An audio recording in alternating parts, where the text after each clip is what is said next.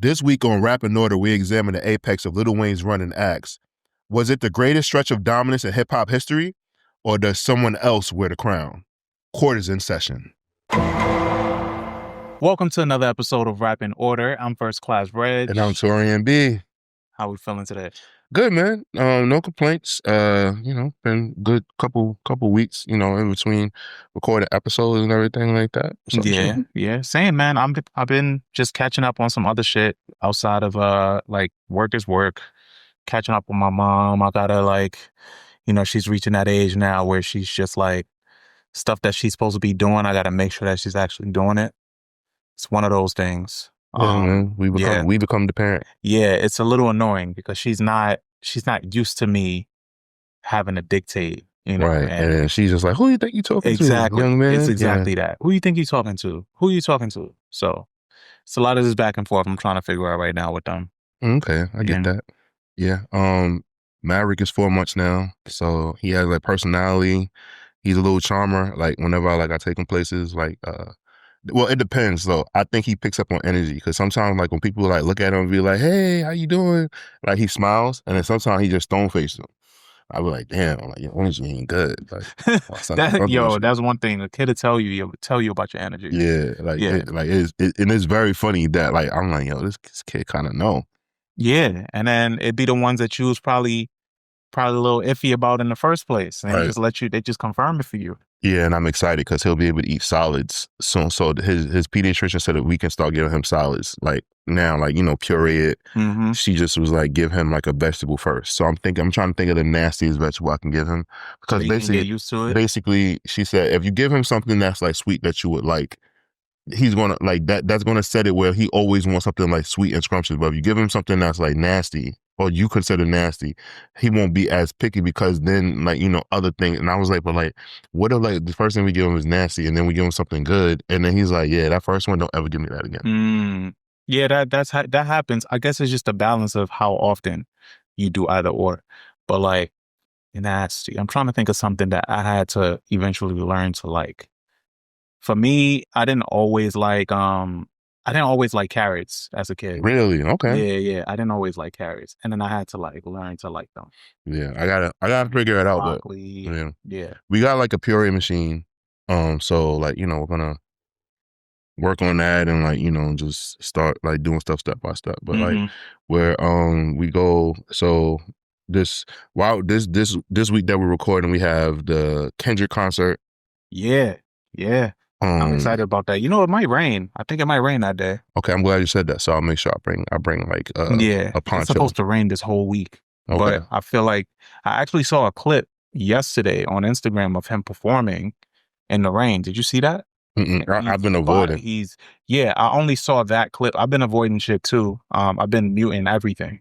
But I saw that clip and I was like, that's fucking cool. He was performing at N95. Okay. And it was pouring raining. Okay. Yeah. So we're going to see that, and then after we get back from MetLife, we gotta get our bags and go straight to the airport because we're going to Atlanta for Mother's Day weekend. Mm-hmm. It's so at my house with my family. It's Mother's Day weekend, my brother's 18th birthday, and then his graduation is that following Monday. Yeah. So like we have like this whole big thing, and then like because like my brother's having all these things, a lot of families going to be there, so a lot of my family's going to get to meet Maverick for the first time. So and it's his first trip. Yeah, this is his first trip. So and I'm at first I wasn't gonna go nowhere else this summer. But I think I might for my birthday I might do something like just go to Miami. Okay. With him and Sarah for like 2 days. Okay. Yeah, that'd be cool. Yeah, because Miami's always a good time. Yeah. I've been wanting to go to Miami for like longer than like. I've been to Miami, but like only for like 3-4 days at a time. It's a good extended trip. Like, especially when you go like and there's nothing going on, because like it makes you kind of like explore like the city and like kind of like take in the culture versus going out there like doing like spring break, Memorial Day weekend, Labor Day weekend, like when there's like a bunch of like basically it's like you're in Times Square. Yeah. So because like going like to like the Wynwood Walls, like it's mad culture and stuff like that. Like there's different areas you can go like where like you can just like see stuff like going like to like Little Havana, fire. Little Haiti and Little Havana is like dope. Like you like basically is Cuba or Haiti. Like you get like the cuisine, like the neighborhood is really just it's like our Chinatown, our little Italy. Okay. Yeah, I think so I want to go there. I was talking to my boy Curry. You remember Curry? Yeah, I remember Kirk, yeah. Yeah, yeah. He lives in Ohio. So like him and his girlfriend, they're actually moving to Michigan now. So they're moving. Why they So keep I what? was hype about that. Yeah, they keep moving to like these like really like rural, like is it what work wise and stuff like that? No, so like he wanted to he wanted to switch up again, and then him and his girl, they just decided that Michigan would be a good spot for them. So they're moving to Michigan, and I'm already like, yo, what's your new address? He sent it to me, and it's about 25 minutes away from my mom. Oh wow, So that's nice. pretty cool. So when I go out there, make sure we link up and get to show him Detroit, and that'd be fun. And speaking of Detroit, I wasn't gonna do it. yeah, yeah, I know. But yeah, so of course we lost in the first round. The Knicks put us out, but it wasn't without a fight. You know what I'm saying? Last season, Literally, yeah, literally last season, we had only won 14 games last season. To go from right? that to this season Yeah, and go to the first round and turnaround. give the Knicks hell like they did in every game.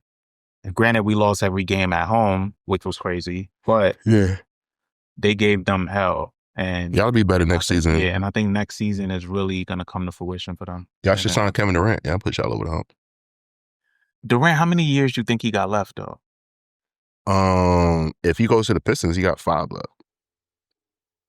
Cause you gotta think he don't have like he like it is he changes his role. I think the thing that like will help him if like I think if he does what Carmelo didn't do and accept like, all right, I'm a hired gun. Like I'm only supposed to come in here maybe 25, 30 minutes a night and then maybe have like a 40-minute night in the playoffs where like they really need me to like, turn back the clock. But they don't need him. They just need him to intimidate people to make people think that he could possibly turn back into the old KD. Mm-hmm. Mentor the young players, teach them how to become stars, and maybe give them for the whole season and play, including the playoffs, maybe give them about like 10, 30-point games. Yeah, and the young players they look up to him. I mean, Yeah, Anthony Edwards, that's like his goal. yeah, that's what I'm saying. So I think that like if the Lakers get more pieces, LeBron will be able to do like LeBron wants to like fall back, but like niggas always like, yo, LeBron, just do it. Stepping up. Yeah, so I think KD going to Detroit would be like perfect for him. That's a great team. Mm-hmm. Great coach. All he got to do is like, show up and shit like that, be the elder statesman. And it's crazy. Like, sometimes I wonder, like, when I was a kid, I used to be like, damn, Michael Jordan is old. I wondered did my dad get annoyed with me? Like, yo, chill. Like, Yeah, yeah. because it's like, I don't look at LeBron and KD as old, but they are old for NBA players. Yeah, for sure. I mean, I used to look at Jordan as old in the Wizards era because it just felt different. No, And he wasn't, and in comparison to like how LeBron is in way better shape and like really, really putting more intent and taking care of himself in a different way than we ever seen any athlete do. Okay. So it's different. I think with Jordan, you could tell he was older because his game changed a lot.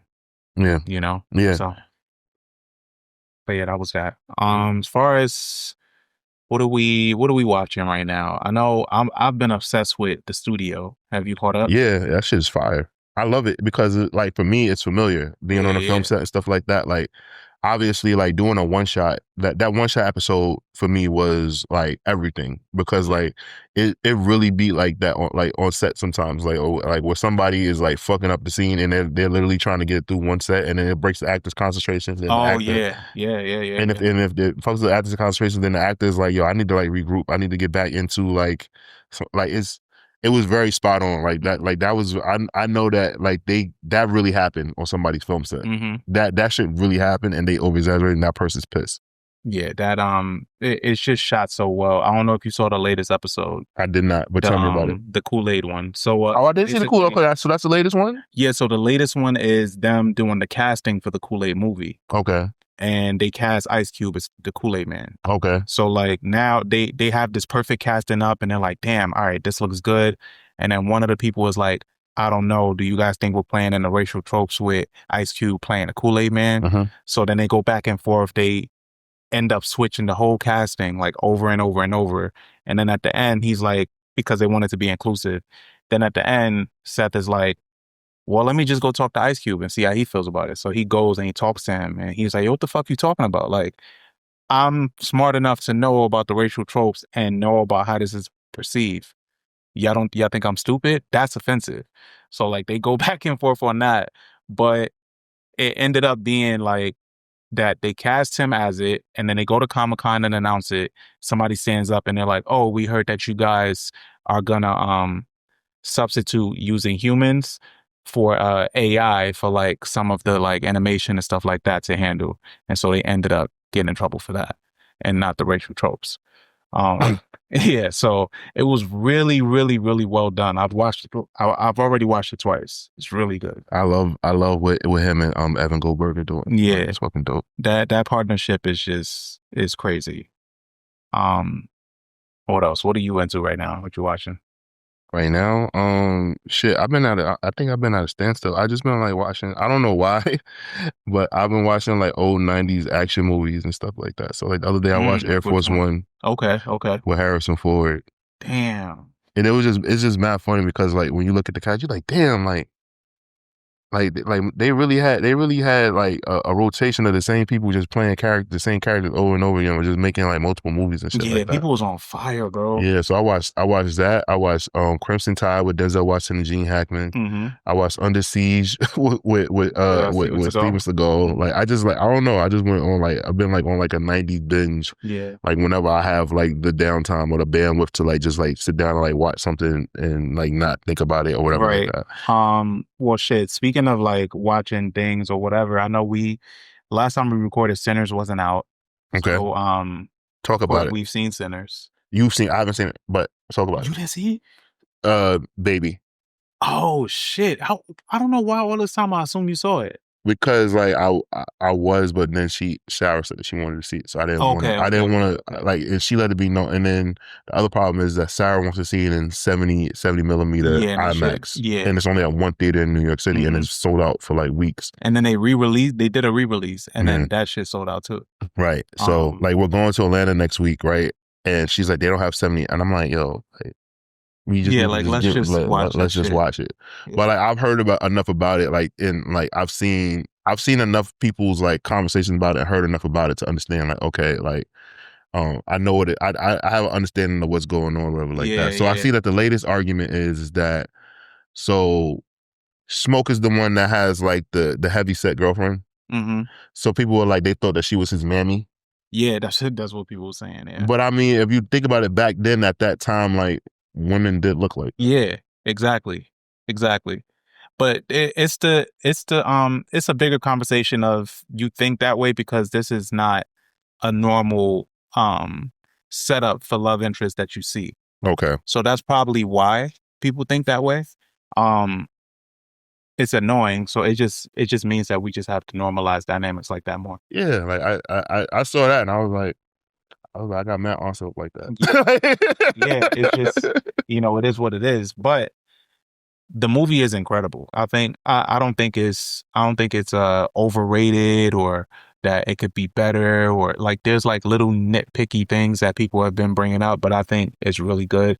I think it's definitely Michael B. Jordan's best role. I've always been hard on him as an actor. Yeah, and you have Yeah. you're one of the people I thought about. I'm like, yo, like he's a good, like people will Yeah. say that he's not. I'm like, yo, he's a Yeah, good I just actor. didn't it's just that like I never felt like it just always felt like it's Michael B. Jordan. Like it just I didn't see beyond the surface of him being that person in the role.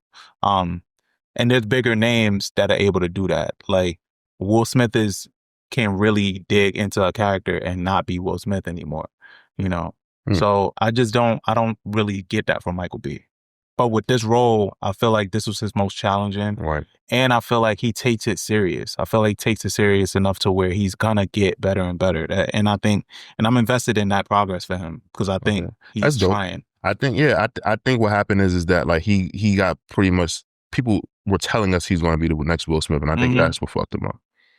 But that's really cool. I'm very invested in like Ryan Coogler because Same. I feel like he's, after this film, like he's kind of like set himself apart from the other film directors of color, and like now like I think that he'll start getting like mentioned with just like film directors, not only the black film directors and stuff like that, because like even like the friend, the buzz and the frenzy that he's caused around 70 millimeter like IMAX. Yeah. Like Even, I feel like that might have been like some kind of thing that might spark like a a domino effect of like directors wanting to shoot in that kind of Hmm. film and stuff I know like that. Tom Cruise was kicking his fucking feet because he loves shit like that. Hmm. Um, so I think, yeah, him shooting. I think what took this movie over the top for him was him shooting that video breaking down the Hmm. different formats for Hmm. Kodak. It was like a 10-minute video that went super viral. After everybody saw that, it felt like he was talking to us in lame, like he was explaining the process in layman's terms and talking to people that are more like him. Um, and it just connected. Like he felt like you went to film school in 10 minutes. Yeah, And people was like, all right, well, I have to see it in this format. I have to see, like, this is what he made it for. yeah. And I think that's how it resonated. Cause I never went, He definitely sold tickets doing it. yeah, absolutely. Because even the fact that it was sold out for weeks on end Hmm. through IMAX, and then they had to re-release it. They had to bring it Right. back. Then it sold out And I again. think that's also a testament because I remember before they were like at first they were saying that it didn't make the money back that it took to film it, but then word of mouth got out and then like it did better. It did better than the second week Hmm. or something like that. Yeah, Like the so second week it was only like a 10% drop. right, and that was kind of like a big deal. So yeah, Hmm. you know, I'm very very happy and proud for Ryan Coogler and like Yeah. what he's doing. And basically because he's like one of those black directors. Like no disrespect to like Antoine Fuqua, Jordan Peele, but like those guys they don't look like somebody I would like talk to like Hmm. randomly on the street or like be their He friend. seems Ryan like, Coogler seems like somebody I would like be cool with and yeah. like be able to like have like conversations with and like especially like because of like his his like what he's a fan of. Hmm. I don't think me and Jordan Peele and Antoine Fuqua would be friends. Yeah, and Ryan Coogler is our age. Right. Like, so it just resonates a lot better and a lot more easier. Let's pivot a bit. We'll get into this album that we're doing today. It's from a gentleman that had an amazing run, and this wasn't even the peak of it yet. This definitely led him in that direction to be the ruler of this time frame, I would say. And we're talking about Wayne, and we're talking about the Carter 2. Carter 2 was released December 6, 2005 via Cash Money Universal. Is Wayne's fifth album, includes production from Birdman himself, The Runners, Heatmakers. Its follow-up to 2004's The Carter and was supported by three singles, which included Fireman, Hustler Music, and Shooter. Um, Now, this came at a time for Wayne where I think a lot of people were taking him more serious as a lyricist, especially with the Carter One being what it was. I think people, and I guess the trajectory, from my point of view, from the Midwest, I think Wayne wasn't taken that serious as a lyricist, and we always respected Wayne, and especially Squad Up and 500 Degrees and everything like that. You could definitely see the improvements, but I think when the Carter series came around, it just stood out more, and the way he was structuring songs was a lot different. Um, and with this felt special. I don't know what the POV was out here. You could shed light on that. I was living in Atlanta when the Carter 2 came out, but I was back and forth to New York a lot. So in the South, like in Atlanta, like they was already calling him the best. They was already saying that nobody was fucking with Lil Wayne.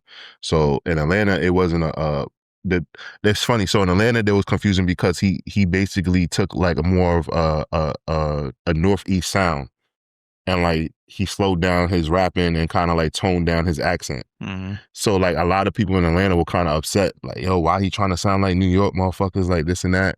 And my friends in New York was like, yo, we ain't know Wayne had that in him. Like we ain't know he can do this. And that's why for them it was so believable that Gilly the Kid was ghostwriting for him. Yeah, yeah. Because like it was just like since when Mr. Bling Bling, but like I think this is like, something that people didn't know, but like when you were signing Cash Money, they pretty much treated it like the Hot Boys like a boy band. And not in the sense of like NSYNC, but like more so like, all right, this is what you wear because this is what represents the area that Birdman and it was from. Like we wore Reebok soldiers, we wore white t-shirts, and we wear Jabot jeans. Hmm. And we wear, flags. And like Wayne used to like, obviously Wayne was aware of shit and like his idols was New York rappers. So he was trying to wear like Iceberg and like wear the stuff that they was wearing. So New Yorkers had no idea that Lil Wayne was so influenced by New York rappers Mm-hmm. and Northeast hip hop. So, Wayne having that relationship with those having that relationship, being a fan of New York artists, it just made, he was like, yo, Manny Fresh has left. Like, Manny Fresh has fallen out with Birdman.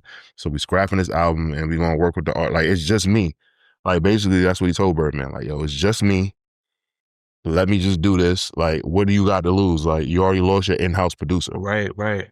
That's it. Yeah, Yeah, and that pretty much like opened the floodgates for them to work with other producers, and that's why like Pharrell and the Clips fell out with Birdman as well, because he wasn't paying people, because yeah. Pretty much Birdman like was so used to having an in-house producer that he could just be like, I'll pay you later or Mm-hmm. some shit like that. So, you know, when this album first came out, like I had to hear so many diverse responses to it. It was pretty funny, but like for me, when I heard it, I thought that this project was amazing. I thought that like I was like, yo, like this guy, he is going to be like the next like big thing and everything like that. Mind you, like that was a hell of a year of music that was Yeah, coming out, and yeah, like Wayne was just like slicing through, and like he was just undeniable. yeah. And Jay-Z was retired, Mm-hmm. so it was just like it This was open for was the taking. yeah. This came out that December, and I remember on I want to say the Carter One.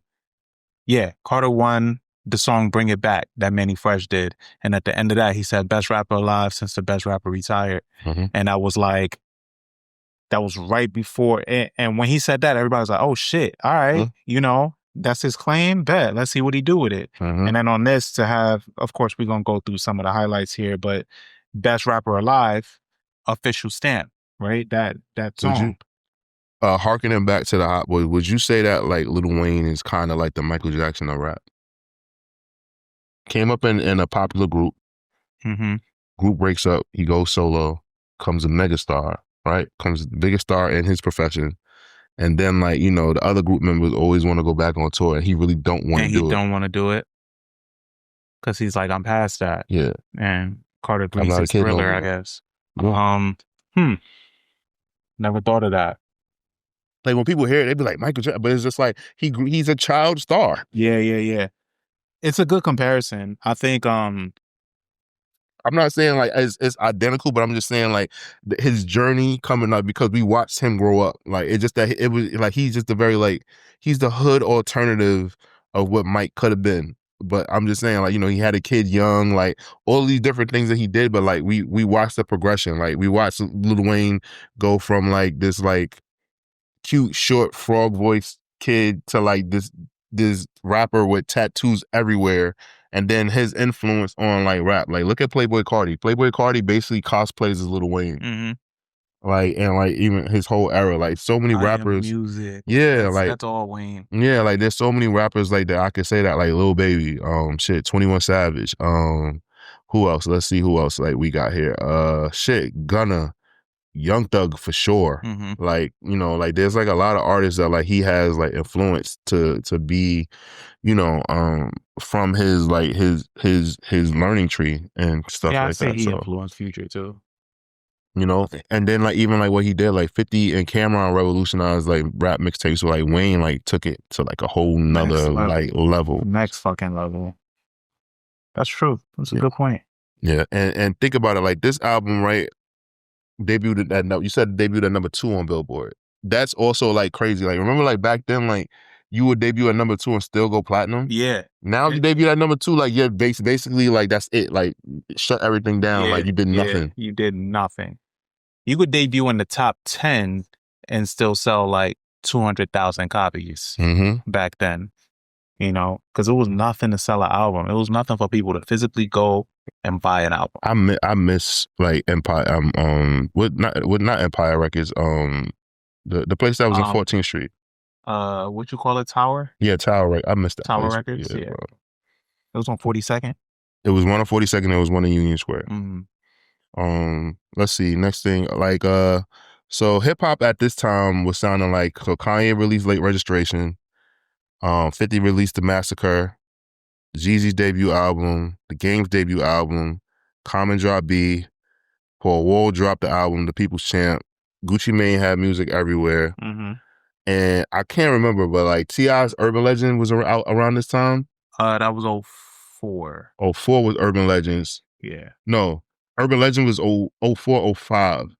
Because, yeah, I'm trying to remember, like, what T.I. project was it? Or was it King that came out when this project was out? King was 06. King was So 06. this was 04. Yeah, this was. Okay, so. Yeah. So. Urban Legend 04.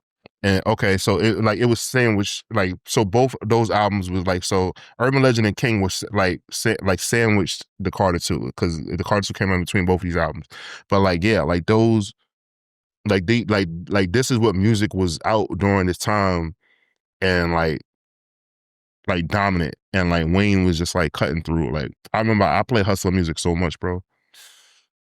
I loved it, and then the fact that he filmed it at the Carter in Harlem and he was wearing Bape. Like obviously now, like, you know, we know like the whole story, you know, the clips and everything like that. Yeah. But, you know, like I was hyped because I was like the New York guy that was living down south and I was like, look, he really embracing his New York shit. I told y'all New York, like you gotta come to New York to get on. You gotta get embraced. Like then I found out he was hanging out with like Joel's and them and shit. Like I was like, come on, man. I was like, he's like out of there. I was talking, I was oh man, I was talking so much He's shit. out of there. Yeah, Wayne's whole like quote unquote like New York run was special. Him hanging out with Jewels, all of them. This was my senior year. No, I had just graduated high school when this came out. I graduated that summer. So this came out that winter.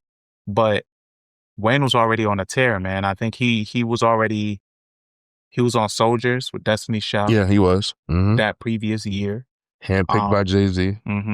So like people were seeing him and taking him more serious. He was running alongside T.I., who everybody already loved, who was also on like an incline. You know, I think this album was really important for him to distinguish and for him to really stand out because the Carter 1 did what it did. Like, you know, you had Go DJ on there, you know, Bring It Back was successful. But I think with the Carter 2, he really built and focused on the theme. And I think overall, that's why people really love the Carter series. Right. Even though now when you look at it, he's derailed the theme a little bit. The theme was supposed to be going into the Carter. Yeah. And I don't think he even remembers what the fuck the original. I don't think he remembers. He really, but for the nostalgic value of it is like, he had a Carter. We know what it means to his legacy more than he does at this point. Yeah, I agree. Damn. So I don't know if you find this funny. I personally do, but I just think that like Wayne not knowing shit all the time is one of the funniest things ever. Like we're like, for us, like I'm pretty like imagine being a fan going up to Wayne and saying something and like him not knowing what the fuck you talking about. Yeah, but do you think that's trolling a little bit? Sometimes I think it's trolling, but I don't think so as much as we think. I think that he really I think that certain celebrities like they can really get into a place where like they can afford to live in their own world. Yeah. And I think Wayne is one of those artists where it's like he just be oblivious to shit. Like we could run up to Wayne and like say, yo, remember on Squad Up 6 when you said this? And like Wayne will be like, who made that? And we were like, nigga, that was you. If he'd be like, who the fuck is Squad Up? Yeah. Like, yo, what? Like, yeah. What the fuck? Who are you? Yeah, I feel like that's happened before. Like, yeah, like he's just not, you know. Yeah. That whole when he thought 21 Savage was a group, that was hilarious. And I bet you he's met 21 Savage, bro. Like it's just one of those things where I just be like, damn. But you know, it is what it is. But I'm also glad that like it's unfortunate that made it first left, but I'm so happy that he did because Wayne wouldn't have got the opportunity like to repeat it again, like. For Birdman just to give him like the keys or whatever like that. I guess Birdman was like, look, either way you signing me for the rest of your life. Right. So, I think Manny Fresh left his mark, but I would have loved to see him come back to do something with them. Right. Yeah. Like it seems like, yeah, like he like I haven't like I know Manny Fresh went to go work with other people, like, you know, and everything like that. But like, yeah, it seems like Manny Fresh just never like rebounded after that. Like he definitely like he worked on Jeezy's first album Yep. and gave Jeezy like a hit, and I think he worked with somebody else. I just can't remember who, but I might have it written down in here. Do I? And he had even made his solo album. Yeah. I love Real Big. Yeah. Pause. Cars Real Big. Yeah, House Real Big. Yeah, that was my shit. Yeah. But okay. So also Wayne's also influence on the blog era, even though like he's not. I wouldn't count Wayne in the blog era, but like he had moments in the blog era that were absolutely like influential Absolutely. because he was putting out probably the most popular mixtapes or like the most anticipated mixtapes as being an established artist, because his growth from like Squad Up to the Dedication is like leaps and bounds, because I think Squad Up was literally just him going to the studio just jacking for beats, just rapping over other people's beats and stuff like that. But then like with the Dedication, it became more like an album. And I think that's like where the difference was, where I think that's why so many people give Wayne so much credit for mixtapes, because like he like what 50 and Cam did, like they made project and like they would have skits and they would kind of like bring everything together and have one theme, but like the Dedication felt like an album. Yeah. Like it Agreed. like what DJ Drama and him did, like I was just like, damn, like I remember just listening to it and like, like it, and because like this was pre-social media, he was addressing things. Cause remember, like he was going through like being a free agent and like all of that shit, and like him talking about like how Hove wanted to sign him, but then Birdman came to him with like a crazy deal. Like, Yeah. so I just thought to myself, like, damn, like we getting all this shit and then finding out like how much he loves ESPN and everything, like finding out how much of a sports fan he was. Yeah. So I thought that was like really cool, like learning those things about him and everything. Also, it's Wayne. Do you think that like the content that Wayne puts out, like does I know this is gonna sound crazy, like Wayne is looked like there's people that consider Wayne the greatest rapper alive, right? But do you think that because Wayne puts out so much throwaway content, that takes away from like why he's not like consistently like mentioned in like a top 5, or like consistently mentioned, like because like because he throws so much at the wall? I don't think he throws as much at the wall as he used to, but I think that's why. I think that's why overall he's not highlighted like he Okay. could be. Because and then also it's because like he has a signature, he has multiple signature series, but when it comes to people talking about classics, when you want to like really scale it in and talk about classic albums, he don't really have, it kind of feels all over the place in Right. that regard. Yeah, because he has so many different like yeah, I agree.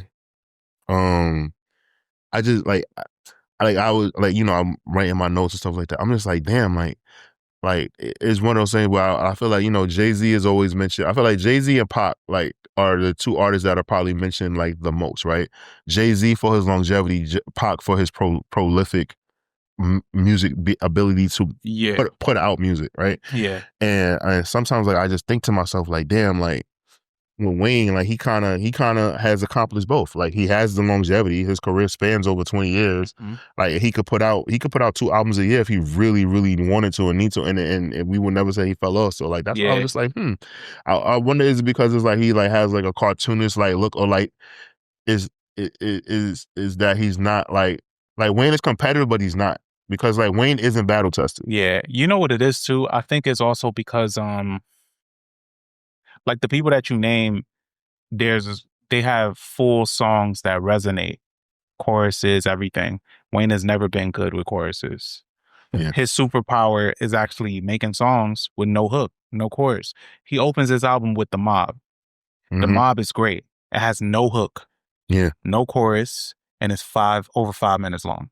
And he's just rapping. Very New York rapper album. Yeah, so it's just like, and you look at even the biggest moments in his career, he's done that consistently. 6 foot, 7 foot is such an unorthodox single. He's just rapping, no hook, nothing, with like some fucking sample, a milli, no hook, nothing. It's just, he just likes to rap.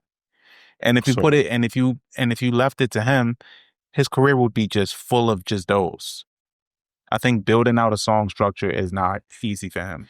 I wonder if there's a particular producer that could Like really make Wayne lock in, and be like, yo, I need 7 days. Mm-hmm. I just Who need. do you think? Who would you want that to be with?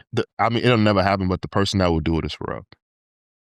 Oh yeah, Because Pharrell naturally does that. He produces songs and gives you the hook ready made. yeah. That's true. Like he can give you like a fleshed out structured project, and it would just work because that's how Pharrell works. And like Wayne, kind of like if you give, I think if Wayne, if he was able to get that direction, like it will work. But I think what like that's kind of like what Wayne needs. Like he needs like an executive producer to just come in and be like, listen, like you can talk about whatever the fuck you want, but like this is the hook for this track, for this song, this song, this song, this song, this song. These are the hooks. So fill your 16th in wherever you want. Mm-hmm. And then that's it. Like these are the themes. This is what the song is going to be about. And then go about your business. That's all he needs. Mm-hmm. Because I don't think he even gives pushback. He just wants to rap. Yeah, because like he always talking about, yo, I even like this beat. Like, Mm-hmm. so it seems like, Cortez or whoever's around now be like, Magnum, be like, Just be like, yo, rap do over this. this. Yeah. Let's see what else. Let's see. Oh, go ahead. I was just gonna say, so the lead single from this album was Fireman. And I remember around the time, I really liked the video when it came out. I liked the song when it came out. And at the time, he was going to school when it came University out. of Houston. Yeah. And I thought that was so cool back then. Mm-hmm. Obviously we've seen other artists do that. It's mad funny, right? Like it was like Lil Wayne's going to school. Yeah, Like yeah. It was cool because it was like, this nigga, he's the biggest rapper right now, and he's in school and he's rapping at the same time, and it was just swag. It was swag. It was just cool. Now obviously we've seen that done tenfold multiple times. Meg graduated. Yeah, I don't think Wayne was going to class. I think that nigga just popped up one day. Yeah, probably. But he played into that theme in the video for this. Mm-hmm. He went to school. He was in class. Everybody was on him on campus. It was just really cool to just see. I was like, oh, this guy is on something. Yeah, man. This is dope. Would you say that this album is the superior? Would you agree that the Carter 2 and the Carter 3 are Wayne's two best projects? I have a place for Carter 1. Really? Okay, cool. I love Carter 1, but I do Carter 3 honestly is a little sloppy. I'm not gonna lie. Oh yeah, it is because of all the leaks. Yeah. Okay, well I made an assumption, so let me reword that. Okay, would you say that of the Carter series that the Carter 2 is probably at the top? Yes, it is. Okay. Yeah. So like do you think that like Wayne like wears his hard hat on that? Do you think Wayne even cares? I don't think he cares. Because I think Wayne is one of those people. He strikes me as one of those people that you'd be like, yo, what's your best project? And he'd be like, my best project is the one I'm making right now. He strikes me as one of those. I get that. As like he's one and done with a project. He doesn't romanticize his music like we do. Okay. I get that. All right, so you want to get into some of our favorite tracks on the album? Yeah, man, let's do it. So I named Fireman. I said The Mob already. Mm-hmm. I really like Fly In. And how he switches the flow on there. Like this album is really top heavy, and then toward the bottom, it's not that it dwindles, but I think he fires off. Let me see another one of my favorites. I wore Fill Me Out, and that's number 20 on the album. I love that song. Always did. I remember I had like around my first year in college in Detroit. Like I went to community college out there. Shout out to WC3. And every morning I would play this song on the way to school. For some reason, I just really liked it. Okay. The way he rapped on there. I have a bunch of other ones that stand, obviously hustling music, but what you got? Well, I'm gonna tell you the songs I want off the album very badly. Mo Fire, Wheezy Baby, and I'm a D-Boy. And take all the On the Block skits off. I didn't like Birdman killed I'm a D-Boy. He killed that shit. That shit was fire. It was cool. I mean, and you know what? I'll be honest with you, and I probably like in the minority. I also could have done without Fireman. Okay. It sounded like the label was like, yo, you got to give us one Manny Fresh sounded song. Yeah, yeah, yeah. And it just wasn't necessary or whatever like that. Like because I really wanted him to step into making like a Northeast rap album, being a Southern rapper. I thought that was cool. Mm-hmm. Um, but some of like, my favorite songs are The Mob, The Carter 2, Best Rapper Alive, Hustler Music, um, Feel Me. Shooter is like one of my favorite songs. Like, and like the fact that him and Robin Thicke had so much chemistry together. Structurally incredible. The message incredible. I would love an album from them. Yeah, they did some. They did what some else they had? drugs. Tie Oh, I'm My sorry. Hand. They locked in for real. Yeah. Tie My Hand was another good one that they did together. Yeah. But he always got in his message bag with Robin Thicke. That was cool. Which was weird. Yeah, because Shooter is so dope because, and I think Southern rappers, Southern MCs should really champion this song even more because it was a message for them. Yeah. Of like, yo, like take us serious as rappers. To we really spitting and using that whole metaphor of like spitting and being lyrical and lethal with your words as like a gun in some cases. Like it felt dope. Like it really hit on all the chords. And then Robin Thicke was just there to smooth shit out. Money on My Mind is another one of my favorites. I missed this whole run of it made me think of the Runners. Mm-hmm. And the run that they had around this time. Rick Ross had them niggas living in the studio. Like they were producing everything. But Money on My Mind is one of them ones for me too. I strongly feel that if this album was 16 to 17 tracks, it will be like a Taurian flawless classic. I know that some people, feel that albums, like I've come to understand that some people can say albums are classics and still have like skips. Yeah. But I just want my classics to be perfect. I think really good albums can be really good albums, but I understand that. But this album, there's certain tracks that this album didn't need. And this wasn't in the streaming era, so it was really unnecessary. Yeah. I didn't really like Lock and Load like that with Corrupt. I didn't like the chorus. I didn't either, but I thought it was really cool because like it was such a Corrupt song. Like Corrupt is a rapper's favorite rapper. Like he's like Corrupt is very much like, if you know, if you like really into like wordplay and lyricism and metaphors and shit like that, like Corrupt, like that's Corrupt's like bag.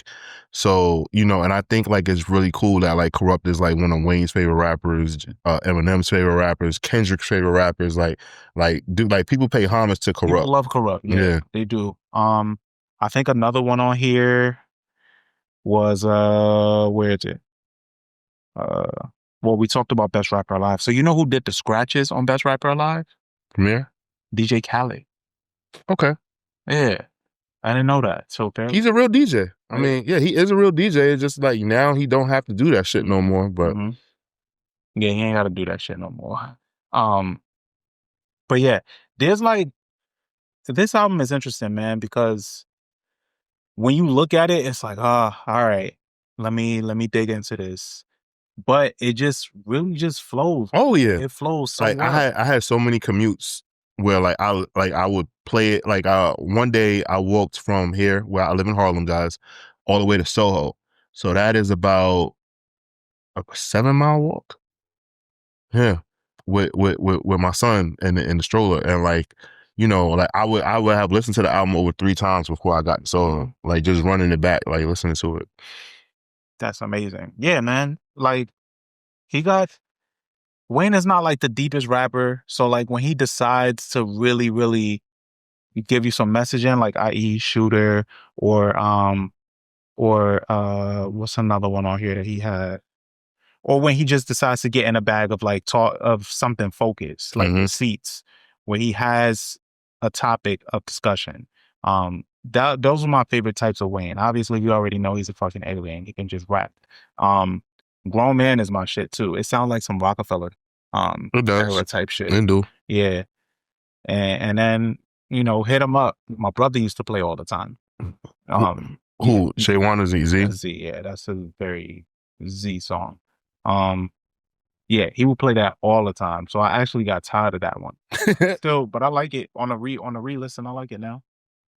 You know. Yeah, like I said, like this album is very much like a cornerstone album in like the lore of Wayne, like what he became and like who he is and everything like that. Like for me, like sometimes like I'm like, damn, like to me, like this was the perfect my favorite and the perfect version of Wayne. Like, you know how some people like I wish Mike would have stopped after Off the Wall. Right, right, Like right. because to me this is his Off the Wall. Yeah, yeah.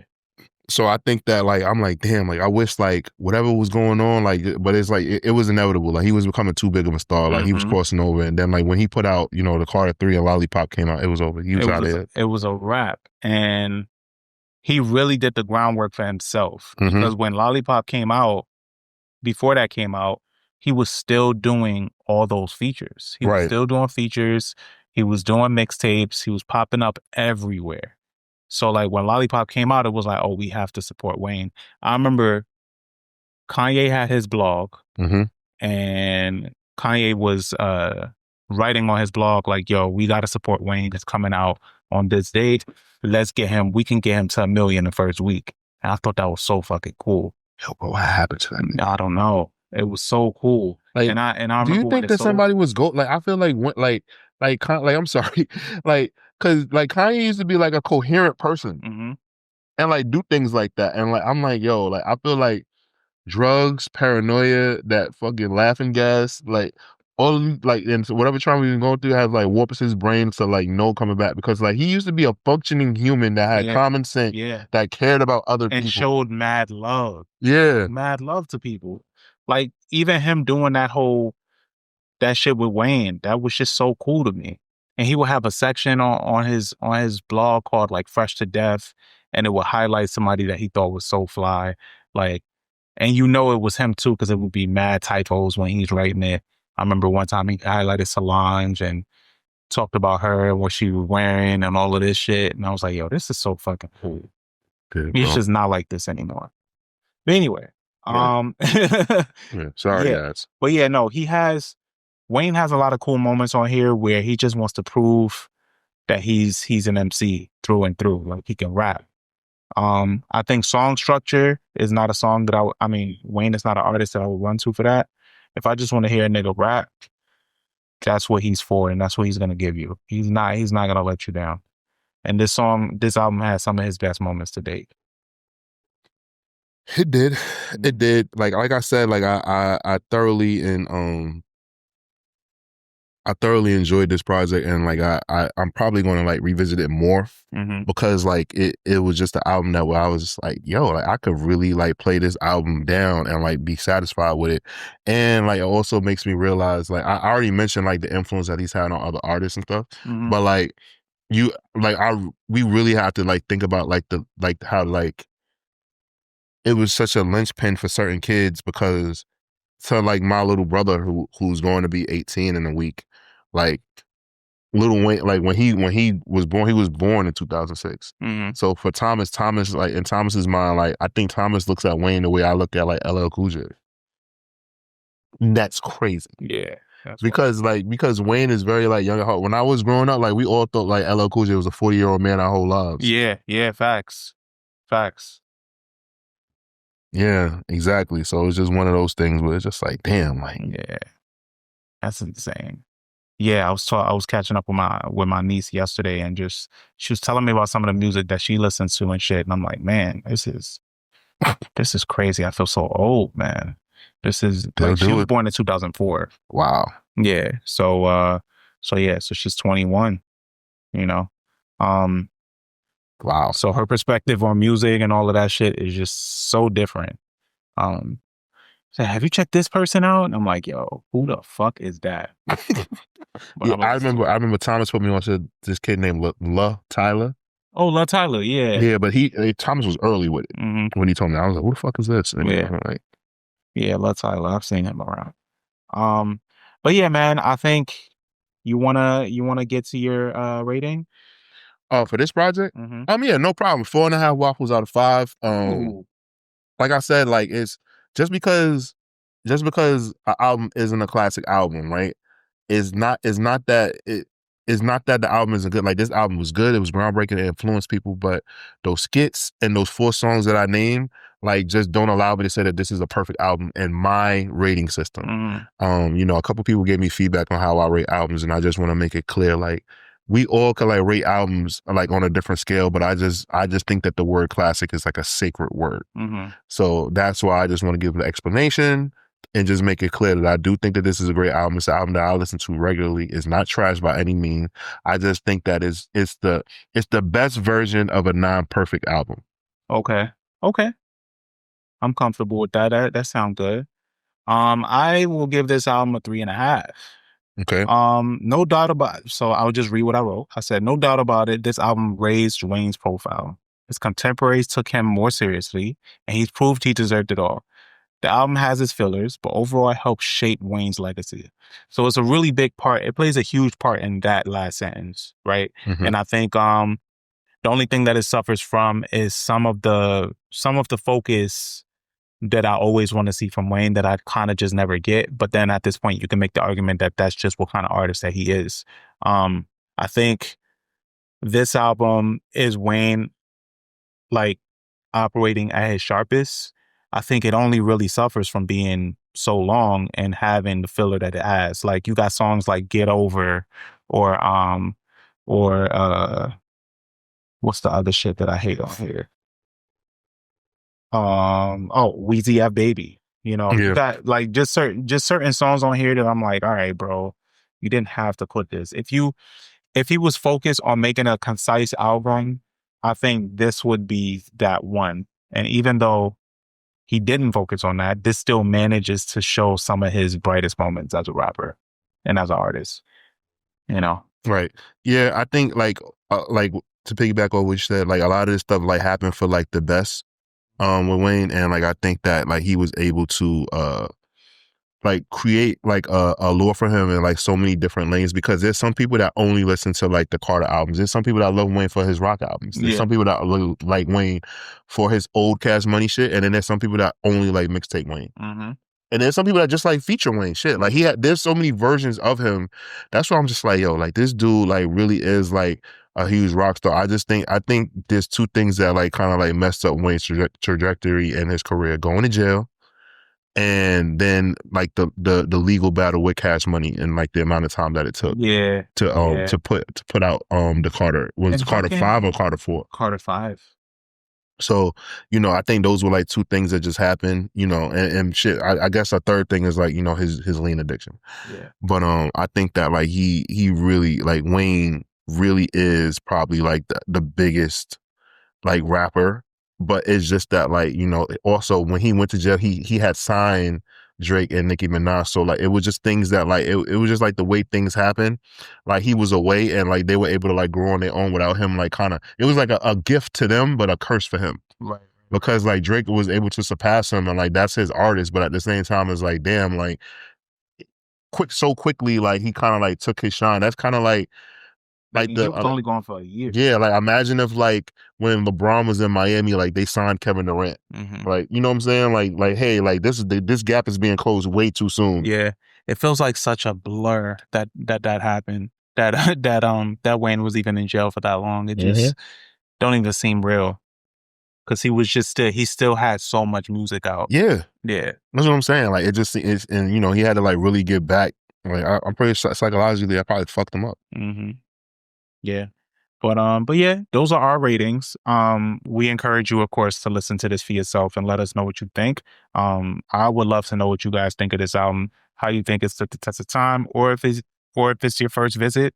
We'd love to know about that too. I'm First Class Regg. And I am Taurian B. And we're out of here. Catch you guys next time. Dun dun.